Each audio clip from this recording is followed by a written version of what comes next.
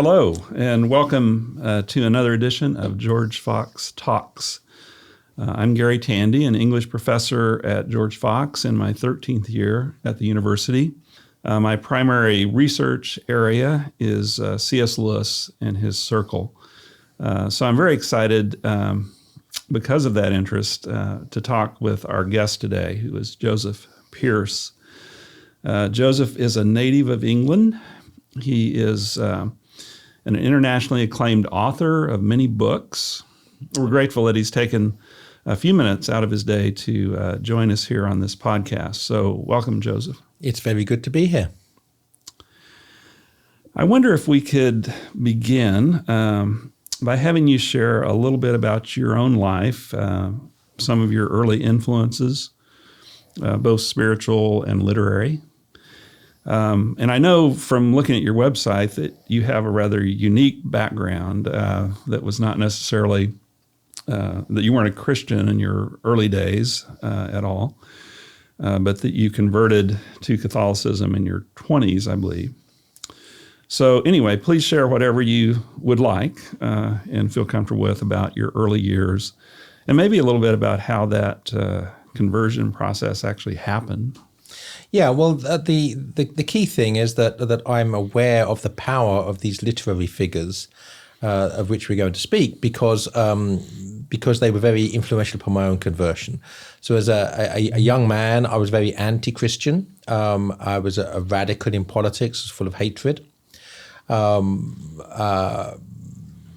Violence, lived a very sort of revolutionary existence, if you say, involved in radical politics. And it was first of all through being introduced to the writing of G.K. Chesterton that I started to take Christianity seriously. First of all, critically, but seriously. And then more and more, when I came to realize that all the things I liked about Chesterton were due to his Christianity, that they were derivatives of it. And then, of course, I then started going deeper. And it was actually through Chesterton that I came to discover C.S. Lewis. It's the opposite way of many people. Many people discover Chesterton through Lewis. I actually did it the other way around. I discovered Chesterton first and then Lewis. And other writers such as Hilaire Belloc and John Henry Newman, Shakespeare, of course.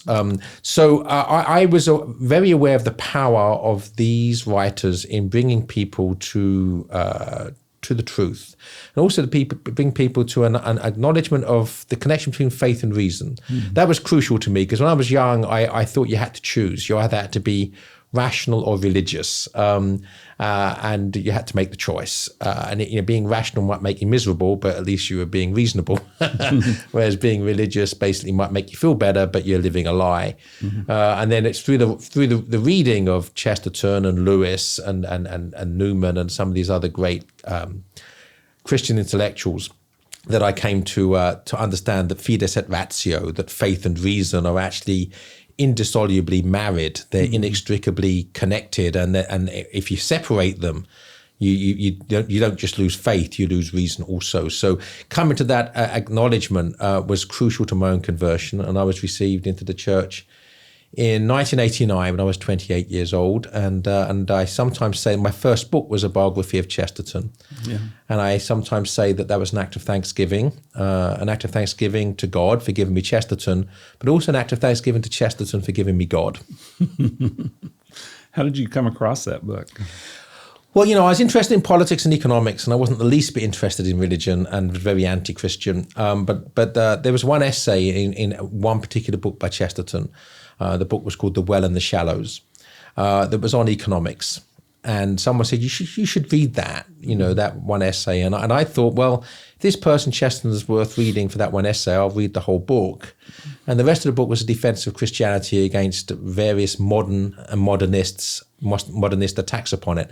So that's the title of the book, The Well, right? That's the Christian church, and The Shallows, which is everything else. And I didn't obviously agree with everything Chesterton said as regards Christianity, but at least two things. I tell you, the best way of my explain this to you, actually, Gary, would be that my experience of first reading Chesterton was very similar to C.S. Lewis's. So in C.S. Lewis's book, Surprised by Joy, he explains his first reading of Chesterton when he's in the British Army. during World War I in the trenches, and he comes across a book of Chesterton's essays. And at the time, Lewis is an atheist. Yeah. And he says, you'd have thought that Chesterton would be the least conducive of authors to me. But I said, I couldn't help liking him. He liked his sense of humor. He liked his personality. He just wanted to be with him. And he said he actually likened it to falling in love. He said, you might actually fall in love with someone you know is much better than you. And you enjoy their company without ever actually wanting to be like them. And so this was Lewis, the cynical atheist, couldn't help liking Chesterton. And he said that Chesterton had more common sense than all the moderns put together, except, of course, his Christianity. So when I first read Lewis saying that, I thought Lewis is great because that's my position. Chesterton has more common sense than all the moderns put together, except his Christianity. Mm-hmm. And then I bought that book by Lewis, not realizing that was Surprised by Joy. That was Lewis's conversion story. And here I am now hooked to two Christian writers, even though I'm not a Christian myself. And I started reading everything I could by Lewis as well as everything I could by Chesterton, and the rest, as they say, is history. Yeah. Yeah, it's kind of, maybe it's in that autobiography of Lewis, by Lewis, that he says something like, you can't be too careful, in what you read, because, he started reading all these Christian books himself, and then ultimately... Yeah, I think the quote is surprised by it. You're correct, it is surprised by joy. I think he says that an atheist cannot be too careful of his reading, is the actual quote. Yeah, very good, very good. And also, I was thinking on Chesterton, Dorothy L. Sayers was very influenced by him as well. Yes, and, she said somewhere that Chesterton blew out of the church some old stained glass windows of very questionable design, and allowed the winds of orthodoxy to blow through the church like fresh air or something along those lines. Yeah, I know she went to hear him speak several times in London. Yeah. And like Lewis, was very much influenced. And I think both Lewis and Sayers kind of show that influence of Chesterton in their writing, don't they? They do. Yeah. I wanted to ask you about, I was intrigued by the title of one of your books, Literary Converts. Was that, tell me a little bit about that book. What was your focus in that book?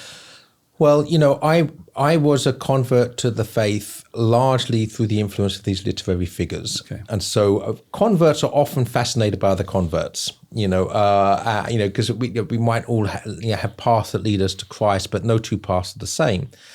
So I became interested in studying these literary converts to Christianity in the 20th century. And as I did so, I began to realize that they were all energizing each other. I think if I remember correctly, it was Barbara Reynolds, who was a great friend of Dorothy L. Sayers. Mm-hmm.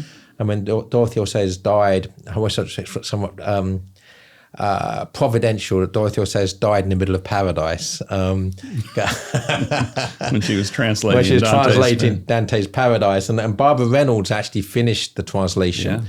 So I interviewed her for my book, Literary Converts, actually. She was living in Cambridge. And it was she, I think, that said this was a movement. He said that these were minds energizing each other. And then when I realized that what I'm talking about, I'm not looking at individuals coming to Christ separately. There's actually a very good evangelical movement going on in the 20th century where these literary figures are energizing each other. I think it's she that said they were a network of minds. So this idea of a network. And it actually made the book much more difficult to write because the easy way to write it would have been to just have a separate chapter on each of the writers. But I decided to actually make it a history book going through chronologically from 1900 with the death of Oscar Wilde right through to the death of Graham Greene in 1990.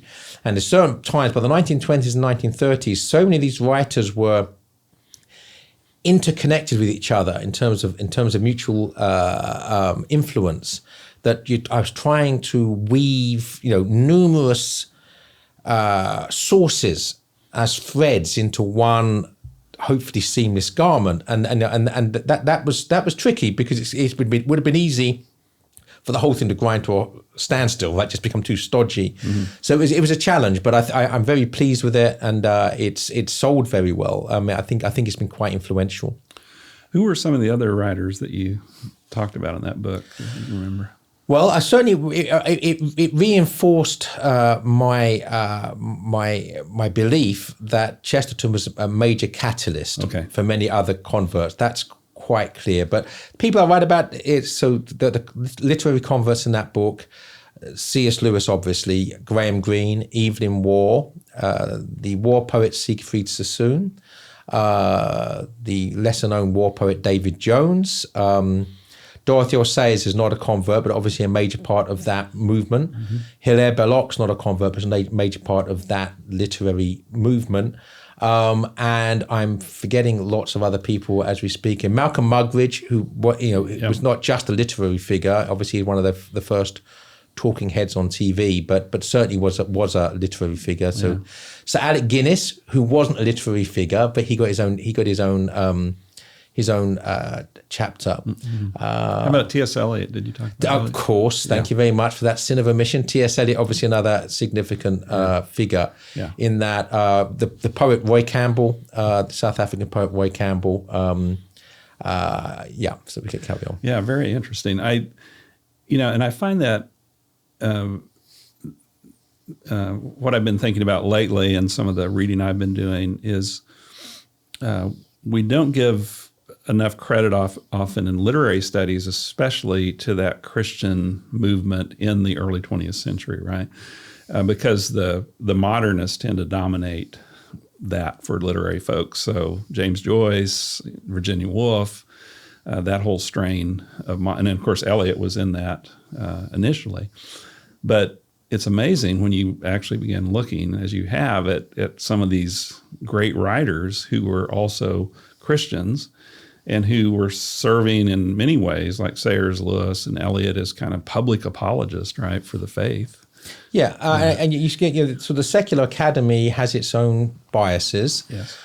So the Bloomsbury Group, for instance, is a major part of the secular academy's understanding of 20th century literature. But the Bloomsbury Group, as with respect to its impact on the culture, is minuscule compared to the Inklings. Yes. If you look at the Inklings, Lord of the Rings was the largest selling work of literature in the 20th century. Yeah. Lion and Witch and the Wardrobe's in the top 10. The Hobbit's just outside the top 10. Where in that list is To a Lighthouse by Virginia Woolf? Nowhere. And as of other figures in the Bloomsbury Group, So this is an example of the academy being deliberately blinded by its own prejudice. Yeah. Yeah, and I think we forget that, I think some writers have even called this kind of a Christian renaissance in some ways among the literary folks in Britain. It was. If you think about it, the greatest poem of the 20th century is probably The Wasteland. And if it's not The Wasteland, it's four quartets. It's the same poet, T.S. Eliot, the greatest poet of the 20th century. The greatest epic and the most popular work of literature of the 20th century is the Lord of the Rings. My personal judgment, the greatest novel of the 20th century is probably Brideshead Revisited by Evelyn Waugh. Interesting. And these are all major figures who are converts to Christianity, and these are the eminenti, the eminenti of the literati of the 20th century, of people that came to faith from a modern skepticism. Yeah, very interesting. And this next question may kind of come from that one. I was in reading over your bibliography. You've written obviously a good deal, and you've also written on a variety of people and authors. Would you say there's kind of a unifying element in your work, the subjects that you've been attracted to, and what do you think that might be? Yeah, well, so it began really. I obviously was brought to faith by Chesterton, and I didn't believe that any of the biographies of Chesterton that existed did him justice, in the sense that I don't believe they painted the full picture. There were the bits left out or bits that were out of proportion. So I thought, well, rather than complain about it to myself, why don't I have a go at rectifying the situation? So that was the motivation for my biography of Chesterton. And then, as I said, Literary Converts took me into a study of the whole movement. which really starts with the Romantic poets, with Wordsworth and Coleridge rediscovering Christianity from skepticism, and the neo-medievalism of the 19th century, the Gothic revival in architecture, the pre-Raphaelite Brotherhood in art, the Oxford movement in the church. These were all neo-medieval ramifications of Romanticism. So I became intrigued by this whole literary Christian movement and saw it as a major revival. And so that was my book, Literary Converse. And then, having written the backdrop, I then wanted to go and study some of these individual writers at greater length. So I wrote individual biographies of them. So that was the sort of the method in my madness, so to speak. Yeah. Okay. Yeah, very interesting. So you kind of did the overview in some ways and then went back and filled in the details almost. That's great. Another book that caught my eye was C.S. Lewis and Catholicism. And of course, I'm revealing my interest here. But in Lewis, what did you learn in that book, writing that book, about the connection between C.S. Lewis and the Catholic faith? Well, there was an earlier book by someone called Christopher Derrick that was called C.S. Lewis and the Church of Rome. Okay, and it was, and I admire Christopher Derrick, but it was a bit acerbic and a bit polemical and a bit sort of scoring points for the Catholic Church against Lewis. Oh. And I actually, and Walter Hooper and I both discouraged Ignatius Press from republishing it, because we thought, it's not very helpful, it's not very charitable, and it's not about scoring points, it's about coming to understand reality. Mm. And so the Ignatius Press put the ball in my court. So, well, if we're not going to publish that book, then why don't? In fact, I think they actually asked Walter Hooper to write a book on C.S. Lewis and the Catholic Church, and he dodged the ball by deferring to me. So I inherited it, and I was intrigued because that Lewis was not a Catholic, but he was also not a Protestant in, shall we say, the stereotypical sense of the word. So, he was an Anglican, but what does that mean? So, I just wanted, my approach, and I say this at the beginning, is I want this to be for people who admire C.S. Lewis, irrespective of whether they are Catholics or Protestants. Yeah. And if you don't admire C.S. Lewis, you're not going to enjoy this book. If you do admire C.S. Lewis and you have a spirit of should we say, engagement and honesty, then you'll just know him better. And at the end, it's just that Lewis was. So he went to auricular confession. One of the last books he wrote, he referred to the Eucharist as the Blessed Sacrament. He said that after the Blessed Sacrament, your neighbor is the closest to you, which is basically talking about the real presence. Blessed Sacrament. But he was never comfortable with the papacy. He was never comfortable with the veneration with which Catholics showed the Blessed Virgin. So he didn't go all the way because he had reservations, and it's as simple as that. I mean, the simplest answer, not necessarily the best, was given by Tolkien. J.R.R. Tolkien was asked, why did C.S. Lewis never become a Catholic? And he laughed. And he said it was the ulterior motive. Mm-hmm. And to explain that, of course, that's a play on ulterior motive. But Lewis came from Ulster, Northern Ireland, and the religious divide there is tribal. I was very heavily involved in that. It's not about going to church. It's about you're born one or the other. Right. You have no choice. If you're born Catholic, it's like a race. It sort of indelibly marks you. Yeah. So for Tolkien, he was convinced that Lewis sort of never overcame those prejudices. I think that's an oversimplification. If it was as simple as that, there'd be no point writing a book about it, would there? So, thank you. Very interesting. Yeah, and of course, as some of our listeners might know, Lewis does refer to doctrines like purgatory in some of his writings, like The Great Divorce, and also talks about praying for the dead, I think, in one of his Yeah, he's actually books. in a letter to Sister Penelope, the Anglican nun with whom he had a friendship. Yeah. He said, which I find really charming and somewhat amusing. He said, "If it's allowed, will you come and visit me in purgatory?" So he didn't only just believe in the purgatory; he evidently believed he was going there. So. Well, and he had a lot of Catholic friends, obviously, Tolkien, and there's a priest that he wrote the Latin letters to. I remember. I think Dr. Havard was a Catholic, wasn't he? The doctor, the Yeah. physician that was a member of the Inklings. Yeah. Yeah, that's interesting. I want to go back to one name that you mentioned that some of our listeners might not know, and that's Walter Hooper. Can you tell us a little bit about who Walter Hooper was? And sounds like you knew him or you had a connection with him. Yeah, I mean, he and I became good friends.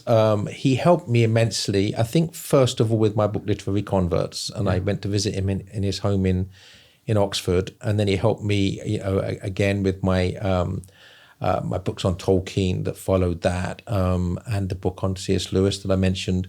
So we became good friends. He's actually from North Carolina. We went in opposite directions. So he was born in North Carolina and ended up living in England, and I'm from England, ended up living in South Carolina. So, he obviously died COVID-related illness last year, but was a very, very dear friend, and of course was C.S. Lewis's personal secretary for the last months of Lewis's life, and became a great champion of Lewis thereafter, devoted his life really to championing Lewis, and became the literary executor of the C.S. Lewis estate. Right.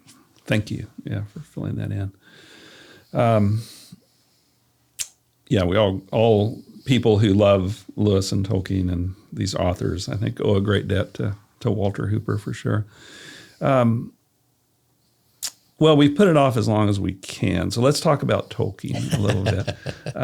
I know this is the subject of your talk tonight, and since many of our listeners or viewers are obviously not going to hear your lecture, because this will be published later, could you give us a little sneak preview? What are you going to talk about tonight related to the Lord of the Rings and Christian faith? Yeah, so the title of the talk, at least that's the title I've given to it, unless the folks at George Fox have changed it on me, is Unlocking the Lord of the Rings. And when it looks at the deeper religious elements, Tolkien said, Lord of the Rings, I'm quoting him word for word here, the Lord of the Rings is, of course, a fundamentally religious and Catholic work, unconsciously at first, consciously in the revision. And then elsewhere, he talks about a scale of significance between he as author and Lord of the Rings as work. And at the very top of the most significant, of the really significant in this hierarchy of what we might call creative value, he says, the fact I am a Christian, which can be deduced from my stories. Mm-hmm. So that's the challenge, is that, okay, Tolkien himself says he's fundamentally religious and his Christianity can be deduced from the stories, and yet it's not obvious. Obviously, there's no mention of Christ. There's no mention of Christianity in any organized religion, even. So how does it emerge? And he actually uses the same sort of allegorical techniques as the medieval authors, which shouldn't surprise us because he was, of course, a medieval scholar. Mm-hmm. So, for instance, in Beowulf. In the final part of Beowulf, and of course Tolkien was a preeminent scholar on Beowulf.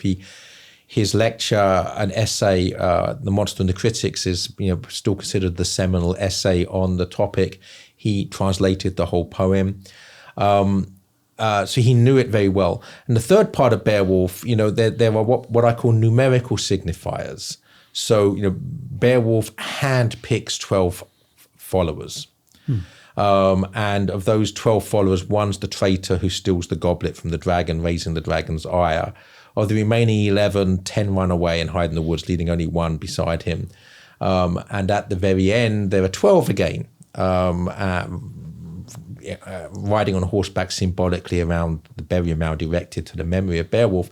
These are analogical pointers towards the gospel and the passion of Christ in particular.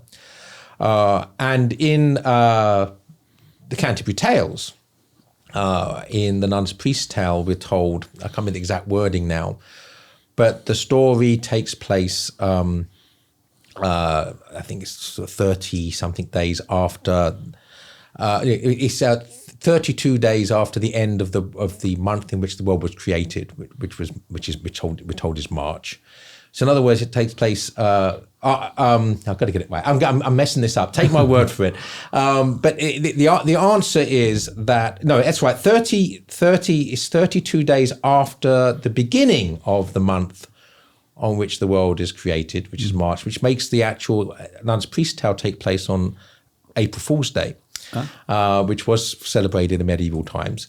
So the whole of the thing becomes the fall of man, that's a fable based upon Adam and Eve and what have you, Genesis, is happening on April Fool's Day. So basically, Tolkien does the same thing. March the 25th is the date on which the ring is destroyed. And March the 25th is the Feast of the Annunciation. So that's the date on which the Word becomes flesh. God becomes man in the womb of the Blessed Virgin. But also the medieval church and the early church both believed that the historical date of the crucifixion was also March the 25th. Now, we don't see that because we celebrate Easter as a movable feast. So we don't actually affix one date to the crucifixion, Good Friday. But of course, it happened on one day in history, and certainly the early church and medieval church thought that was March 25th. So this makes March 25th a hugely significant date because it's the date in which the Word becomes flesh and in which Christ dies for us on the cross. So what's destroyed on March the 25th? The power of sin is destroyed on March the 25th. The ring, we're told in The Lord of the Rings, is destroyed on March the 25th. And this makes the ring synonymous with sin itself. So the ring wearer is the one who is living in sin, has put himself into the darkness of Lord Sauron's world, where he can be seen by come under the power of the satanic demonic forces. The ring bearer, however, is one who carries the weight of sin without sinning. In other words, the ring bearer is a cross bearer. And if this wasn't obvious enough, once the March 25th date decodes it for us, then we're told also in The Lord of the Rings that Frodo and the Fellowship of the Ring leave Rivendell on December the 25th. So the journey from Rivendell to Mount Doom, Golgotha, is the life of Christ from his birth to his death. So when you understand these sort of numerical signifiers using dates and numbers, which he gets from the medievals, you see that basically that it's working on a deep theological level where the ring is really the power of sin. Yeah, very good. And I was thinking about Sir Gawain and the Green Knight too, as thinking of those numerical signifiers that run all the way through there. Yes, indeed. And of course, that was a poem that Tolkien loved and translated as well. Yeah. Mm-hmm. So that's very interesting. So that's kind of the theme of your lecture tonight. And I'll obviously bring out the Christ figures. That Tolkien is more subtle than C.S. Lewis. I love both, but in the Chronicles of Narnia, Aslan is always a figure of the Son of God in all 7 books at all times. Yes. In Lord of the Rings, it's much more subtle. So you have Christ figures that emerge, but only in certain attributes of certain characters, not in the characters themselves. So we have the death, resurrection, and transfiguration of Gandalf, from Gandalf the Grey to Gandalf the White. Yeah. We have Frodo, of course, as the ring bearer, the cross bearer. We have Aragorn as the king, who has the power to take the paths of the dead, to descend into the paths of the dead, and to release the dead themselves from their curse, so they can actually then, if you like, join in the battle against Satan. So we have various characters that emerge as Christ figures, and then there are everyman figures, those who represent us. So Boromir, who's the one who is our representative, he's the only man in the fellowship. Mm-hmm. So how does he respond to the power of the ring? Then you have his brother Faramir, who responds very differently to the power of the ring. And you have Samwise Gamgee as an everyman figure. And you have Gollum. I mean, to me, the most realistic depiction of the shriveling and shrinking of the human soul when completely and utterly surrendered to the power of sin, so it becomes addicted to the power of sin, a slave to that addiction, is Gollum. I mean, that's a perfect, realistic depiction of the human soul that's completely and utterly surrendered to the addiction to sin. Yeah. Wow. Interesting. I've always thought the hobbits were also very interesting in terms of, and I wonder if there's a Christian connection between the fact that, the hobbits are the one who bear the ring, right? In both the Hobbit and the Lord of the Rings. And I've always thought of that passage in 1 Corinthians, that talks about the weak things of the world overcoming and the wisdom of God, being the foolishness of the wise. And there's some quotes, I think, in that Council of Elrond scene that kind of substantiate that, right? Where I think it's Gandalf says, who of the wise, or maybe, no, it's Elrond who says, who of the wise would have foreseen this? Right. That the hobbits, do you think that's a valid interpretation? Absolutely, completely. I mean, the fact that the hobbits are chosen to be the ring bearers is the exaltation of the humble. Yes. It's not the powerful and the proud who can overcome the power of sin. It's the humble that can overcome the power of sin. Those that know their smallness, and not just know their smallness, are happy to be small. And that's the whole point of the hobbits and the Shire, of course, is they just want to remain small. They don't want to be amongst the great. They have no worldly ambition. And it's in this humility that actually their strength is to be found. And that's why they have the calling to be ring bearers. Yes, I agree with that. I think that's really true. And I love that line in the council where, Frodo stands up and says, I will bear the ring, though I do not know the way, right? Yeah, beautiful. Which I thought of when you gave that idea, the ring bearer versus the ring wearer. Yes. Yeah, very good. So I teach The Hobbit and the Lord of the Rings in some of my university classes. And one of the things that students often want to talk about are the movies, the movie versions of the Lord of the Rings and The Hobbit. And I find that even the students who have never read any of the books have seen the movies, right?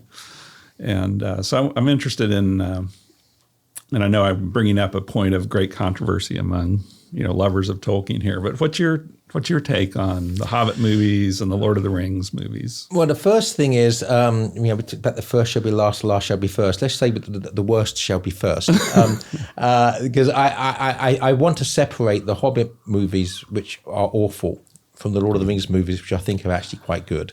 So I think it's first of all to distinguish. So the first thing, let's talk about the Hobbit films. I saw the first one, thought it was pretty bad. And then someone told me the second one was worse, so I thought I don't even need to see it, and I haven't watched the second and third. But I think the irony is that Peter Jackson, this is divine comedy, divine irony, that Peter Jackson was suffering from the dragon sickness. Mm-hmm. To turn a relatively short children's book into 3.5 hour epics in order to try to make as much money as he made from the Lord of the Rings films means that he was Smaug. I mean, that really the joke's on him. And the fact that because he did that, the films weren't very successful because he basically had sold his soul mm-hmm. for gold. And the artistic failures, and they were nowhere near as successful as they could have been if he'd actually stayed true to Tolkien and not. Yeah. But the Lord of the Rings films, my attitude with that is I expected them to be absolutely awful. And so when I first saw The Fellowship of the Ring, I was greatly relieved because quite clearly the spirit of Tolkien's there. Yeah. And we can, if I put my Tolkien purist hat on, I can find a list of things as long as my arm that are wrong with it. But if I don't do that and realize that if something is being adapted to a different medium, that you have to allow an element of artistic license. Yeah. The key thing is, does he keep to the spirit of the Lord of the Rings and fairly close to the story? He had to leave things out, and he added a few things that perhaps he shouldn't. But generally speaking, they were very good. So my position basically was summed up by a couple of very amusing events afterwards. We decided at the university at which I was teaching at the time to have a trial of Peter Jackson for the desecration of the Lord of the Rings. And I actually, a colleague of mine in the literature department was the case for the prosecution, and I was the case for the defense. Wow. The defense won. And then we did it again at another university. Same trial, and this was even funnier because there they had a jury of 12 hobbits. They had undergraduates that all of whom had bare feet with hair on them, and so we had a jury of hobbits to decide. But as you get, the fact that I acted as the defense attorney basically will indicate that for the most part I like the Lord of the Rings films, but not the Hobbit films.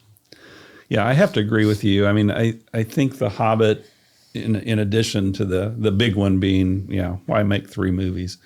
The other thing was just the depiction of Bilbo in that film just seemed all wrong to me. And it was like you're taking what we've already described as this humble hobbit who is very nonviolent, right? And you're turning him into some kind of hero who loves to stab goblins or something like that. Right. And it's just not. It's not in keeping with the spirit of the film at all. One thing I really remember as well is that Radagast, who's a sort of Franciscan figure, right? I mean, he's in harmony with creation. He's turned into a hippie, and there's cheap jokes about marijuana, and I thought, come on, and I heard all the sort of 14 and 15-year-olds in the movie theater sort of smirking and laughing. I thought, that he's lowered the whole thing to the level of adolescent humor at this point. Well, and of course we have the Amazon version now that's going to come out. Yeah, which I have no intention of watching. Yeah, and I suppose in some ways I'm like you. I applaud the Lord of the Rings movies and I think it increases interest in the books, which is good. Yes.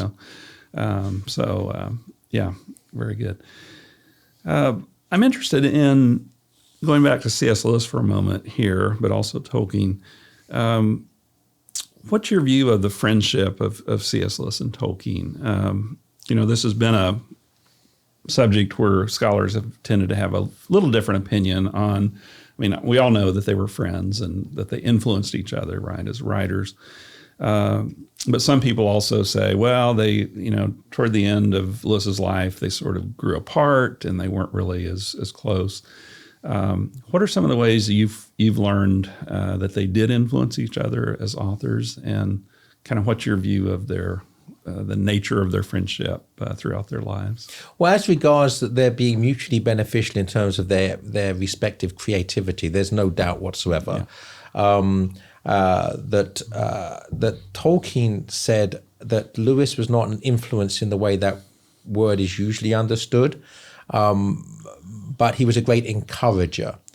And if it wasn't for Lewis's encouragement, Tolkien would never have finished The Lord of the Rings. Yes. And then, it was following the Long Night Talk in September 1931 when Lewis said, Lewis was not a Christian at this time, and Lewis said, but myths are lies and therefore worthless, even though breathed through silver. So in other words, we love myths because they're beautiful, but they don't tell the truth. Mm-hmm. And therefore, ultimately, they're worthless. And Tolkien said, no, they're not lies. And then he expounded upon what I call his philosophy of myth, which we don't have time to talk about at length now. But at the end of the conversation, within 3 weeks of that, Lewis was writing to his friend Arthur Greaves in Belfast, saying that I have definitely started to believe in the Christian God. And the Long Night Talk with Tolkien and Hugo Dyson had a great deal to do with it. So the situation is that if it hadn't been for Tolkien, Lewis might not have become a Christian. If Lewis hadn't become a Christian, we wouldn't have had all of his marvelous works. And if it hadn't been for Lewis's encouragement of Tolkien, that we wouldn't have the Lord of the Rings. Yeah. So, ironically and paradoxically, we have Lewis to thank for the Lord of the Rings and Tolkien to thank for the Chronicles of Narnia and the rest of Lewis's work. Yeah. I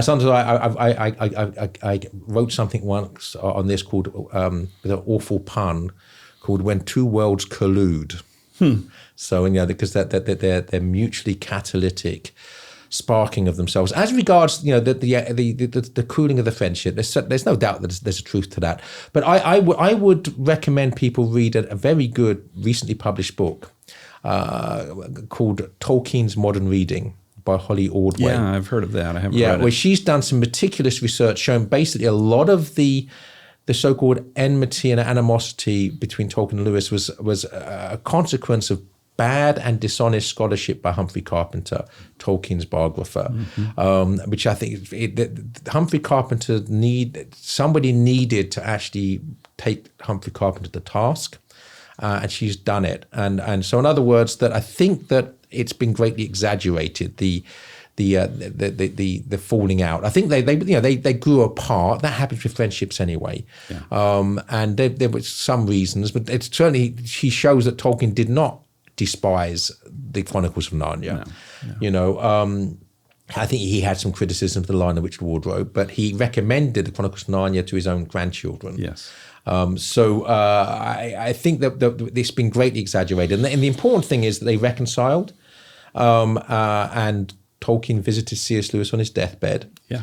So regardless of whether there was a drifting apart, there was a reconciliation at the key and crucial moment. Yes, very good. I think Christopher Tolkien's son actually said that they were lifelong friends, in his estimation.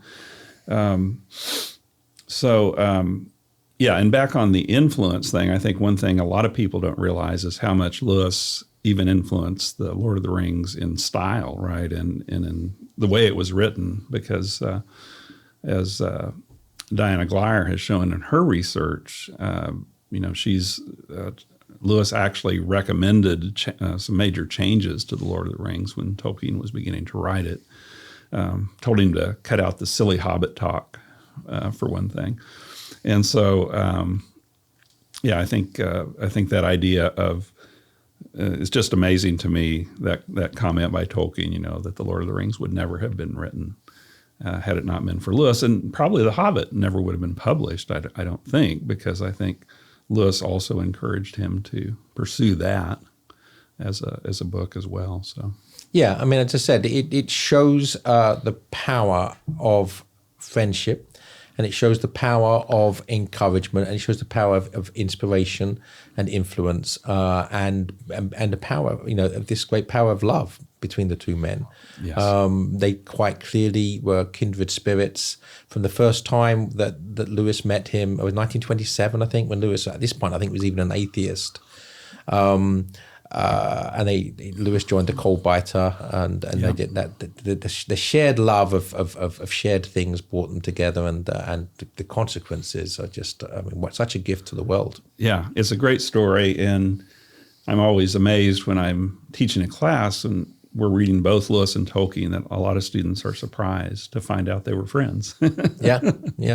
But it's a wonderful story of friendship and influence, and the way that we don't create, on our own. Right. We collaborate. We have people that give us feedback and encourage us. And I think all of us who are writers would agree with that. We can't simply do it on our own. Let's return to Tolkien a little bit and talk about the fantasy genre for a moment. One of the things I've noticed with our students at George Fox is that many of the students that we have who come here to study writing and literature really love fantasy writing. Mm-hmm. And in fact, if you talk to them about, especially the ones that want to be writers, and say, well, what do you want to write? Almost 99% of them will say, I want to write fantasy, right? So I think that's, I guess one thing I wanted to ask you, if you've noticed that same phenomenon, in the students you've worked with. But also thinking specifically about Tolkien's long essay on fairy stories, which I kind of view as sort of an apologetic for the fantasy genre in terms of, just defending its importance. So what are some of the things in that essay that you value, I guess? Or maybe another way to ask this question would be, why do you think fantasy literature is important? Yeah, well, I'm going to confess that I am a disciple of J.R.R Tolkien. So I view fantasy literature the way that he does, because he showed me what it signifies. So that long essay lecture on fairy stories to which you refer, he talks about various things. So for instance, he defends fantasy and fairy stories from the attack by modernists and materialists that it's escapism. Mm-hmm. But what he says, yes, it is escapism, but it's escapism from a prison. In other words, that materialism attempts to stifle the fullness of what it is to be human being by placing us in this material prison with three dimensions. I mean, in Brideshead Revisited, the most succinct and poetic definition of atheism I've ever read anywhere was in Brideshead Revisited, Evelyn Waugh's novel, when Evelyn Waugh turns his back on Brideshead for what he thinks is the last time. It isn't. He thinks it is. And Brideshead symbolizes the church. Brideshead, the bride's head is the bridegroom, right? Okay. But he turns his back on Brideshead for the last time, and he says, henceforth I will only believe in three dimensions perceived with my five senses. And he then adds, I've since discovered that no such world exists. So the point is, the materialists try to confine us and constrain us within this prison of three dimensions and five senses. And Tolkien says that is a prison because there are things beyond the prison walls. And if fantasy allows us to think of things other than prison warders and prison walls, then it's something we should be pleased about, because there are stars outside the prison. So that is escape into reality. It's escape into a more full reality than materialism, than modernism. So that's the first thing. The other thing he talks about, there's loads of other things in it, but he says that fairy stories hold up a mirror to man. Mm-hmm. Now, they show us ourselves, but they show us ourselves in various facets. So we show us ourselves as anthropos, which according to Plato's definition is he who turns up. So I sometimes say that, the animal grazes, man gazes, right? The animal is constrained and confined by instinct. Man transcends that by gazing up in wonder. And St. Thomas Aquinas talks about a fivefold process of perception that begins with virtue, specifically the virtue of humility. And the humility gives us a sense of gratitude. Gratitude opens the eyes in wonder. Wonder leads to contemplation. And it's only through contemplation that we are led to dilatatio, dilation, the opening of the mind into the fullness of reality. So what fairy stories show us, what the Lord of the Rings showed us, is anthropos, he who can actually transcend the mere evil wickedness of the cosmos by gazing up. So it's epitomized in the words of Samwise Gamgee. Above all shadows rides the sun. Now you have to be able to look up to know that there's a silver lining to a cloud. If you're looking down all the time as a slave to your appetite, hiding from the light as Gollum does, then you won't be anthropos. But he also shows us homo viator, man on the journey, that each of our lives is an individual story and an individual journey, and there's a goal, which is to get to heaven. Every person's life is a quest. And we'll meet dragons, and without the help of God, they'll devour us. So that each of our lives is the same sort of journey that Bilbo and Frodo go on. So homo viator, and then you have homo superbus, proud man who refuses the journey, who wanders off in his own direction and does his own thing instead of taking the quest. So the great fairy stories, and the Lord of the Rings is perhaps the greatest, show us who we are. They hold up a mirror to man, to use Tolkien's words, anthropos, homo viator, and homo superbus. And they show us not just who we are, but who we should be. As exactly what Christ does in the gospel, right? That we know that the more we become like Christ, the more fully human we become, the more fully we are who we should be. And who we should be is who we really are. Yeah. Very good. Yeah, I mean, that makes me think of, and actually really leads into the next question that I wanted to ask, because you talk about that idea of the quest in The Lord of the Rings, which I find is something that my students really connect with. If you talk to them, one of the things I've done with students is to ask them, what's the difference between a journey and a trip? Right. Right? Yeah, very good. And then apply that to The Lord of the Rings, because with a journey, you have this destination, but you don't know how you're going to get there, right. And you don't know what you're going to encounter along the way. And you need virtues, right, to go on a journey, but not on a trip so much. You just go there and back and right. You're done, right? Yeah. So that's one example, I think, of what The Lord of the Rings can do for us and can teach us. But I wonder about other Christian virtues that you think come out of reading The Lord of the Rings, because part of the reason I ask is our new general education package here at George Fox that we've just done, kind of revamped, is sort of based on the virtues. So each course kind of has a particular virtue, like patience or compassion or courage or things like that. And it seems to me that The Lord of the Rings is an especially good source, right, for some of those. What would you think about as other kind of virtues that we as 21st century Christians can learn from reading The Lord of the Rings? Well, I think that the whole work, first of all, is set in an objective cosmos, but where evil is demonic, where evil is the absence of the light, is the shadow, but to be on the side of the light requires great self-sacrifice. I mean, I think we have to understand. It would be very interesting for someone. I'm sure someone's done it. Do a systematic going through the virtues, the theological virtues, the cardinal virtues, etc., to see how they manifest themselves in Lord of the Rings. And we could all give examples of that, and I'm sure it would be very beneficial. But I want to maybe get a bit more fundamental.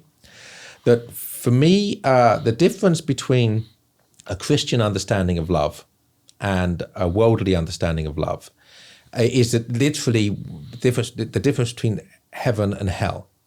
Because a Christian understanding of love is it's a rational choice, that love is inseparable from reason. It's freely choosing rationally to lay down our lives for the beloved, even if the beloved's our enemy. And of course, the hobbits do that with Gollum. Yeah. And if they hadn't done that with Gollum, he wouldn't be there at the crucial moment if they'd killed him. The love of enemy is, no one loves their enemy because it makes them feel good, right? They love their enemy because it's a rational choice. And so the world, on the other hand, says that love is actually irrational. It's all about feelings and emotions. And I'm in love with you as long as I have these fuzzy feelings. Yeah. And when I don't have these feelings anymore, I'm not in love with you anymore, and I find someone else who gives me those fuzzy feelings. I mean, the two things are an abyss, which is as wide as the gap between heaven and hell. And I think what Tolkien does at root is show us love in that rational sense, to make freely, to choose freely and rationally to lay down our lives for others. We see it in The Hobbit, we see it in The Lord of the Rings. Yeah. Well, and I think you could say that Lewis does a very similar thing in a lot of his books, right? If you think about The Four Loves, where he talks about the virtues of friendship and love and so on, and how that is really contributing to the flourishing of another person rather than your own good, your own self. Or you look at a book like Till We Have Faces, right, where you have a character who is totally obsessed with her own self-love and cannot see past, her own needs, her own desires. So yeah, I really like that. I think that's a great way to look at what goes on in both Tolkien and Lewis in their works. Well, we're getting close to time here, Joseph. So let me just ask you as kind of a final question. What projects are you working on these days? What are you looking forward to writing in the future? Well, I actually have the book I'm working on at the moment is something which I've been thinking about for a long while. It's called, at least the title I've given to it, is The Good, the Bad, and the Beautiful, History in 3 Dimensions. And the plan is to actually have one chapter for each of the 20 centuries since the time of Christ. With just 1,000 or so words on the good. In other words, those who did at least try to do the will of Christ in that century. The bad, those who basically wickedly try to crush the will of Christ, the worldly, the secular.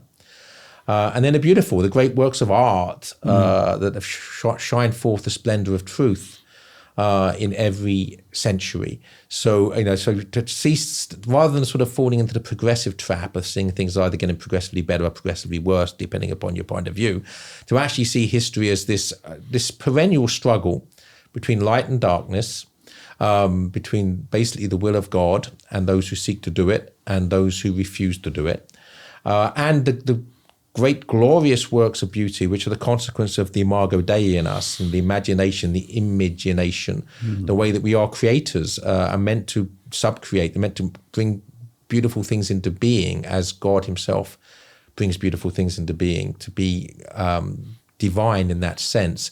So those three strands, seeing history as a tapestry of those three strands woven together rather than either an ascent or a descent. That's the idea about it. I'm only in the 5th century. I've got a long way to go. I was going to say, it sounds like an ambitious project. Do you have a target date, or are you just going to? Well, I've already told my publisher I'm not going to hit the original target date.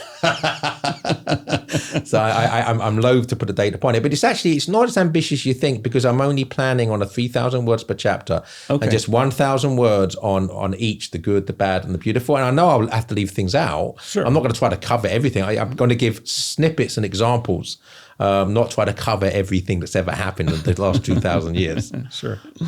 That sounds fascinating. I'll look forward to reading that.